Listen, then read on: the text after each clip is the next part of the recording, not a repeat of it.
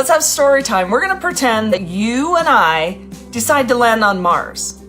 And we didn't get permission. The reason we didn't get permission is because scientists don't think that there's intelligent life form on Mars. I don't either, but still.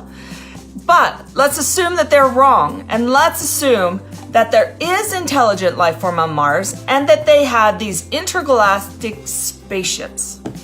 They get mad at us, they jump in those spaceships, zoom down to Earth, and then let's assume that they have these super duper ray guns.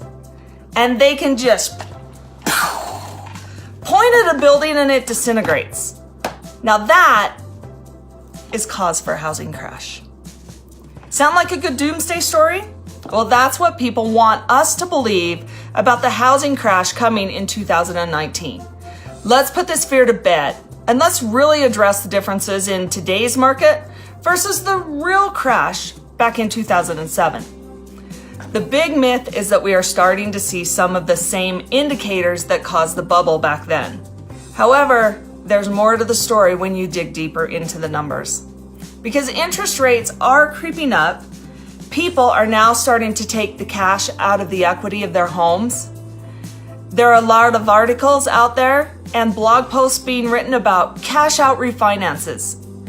That's what happened in 2007. People are starting to do crazy things again, and we're about to see another crash. There were so many indicators that were involved in the bubble.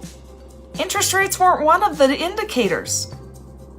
All right, so here's where we all need to just take a step back and calm down and really take a look at the numbers. When you look at 2005, 2006, and 2007, people took out $824 billion out of their home, leaving them with zero equity left in their home. Today, tappable equity, meaning they have to leave 20% of the equity in their home, it's 21% over the bubble numbers. However, over the last 3 years, people have pulled out $172 billion of tappable equity.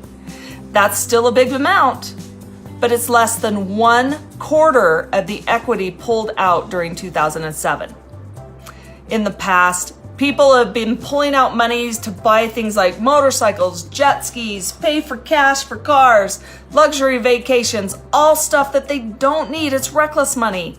Now people are pulling the money out to do things like putting their kids through college, investing in business ideas.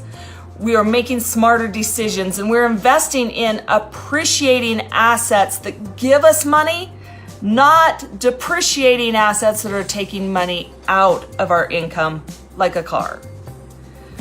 Right now, 48% of the houses in the country have at least 50% of equity in their houses. That's 1 out of every 2 houses have 50% available. So if they pull out $10,000, $20,000, $30,000 to invest in a business or their kids' college, that's all good news. It's going to make their lives and their kids' lives and their communities better.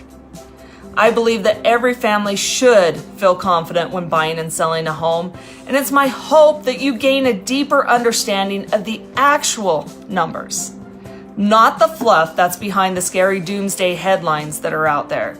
And as a side note, those writers putting those headlines out, they are hired to do just one thing: to write a headline or a story that provokes an emotion and produces clicks on a web page, YouTube channel, or Facebook to make money. And if you don't know that, when those headlines and articles come out, sure, they're going to make anybody feel uncomfortable about the market stability. So if you still have questions about the market, don't leave it to the Martians and those super duper ray guns. Just call me at the number below, then get packing, 'cause you're moving.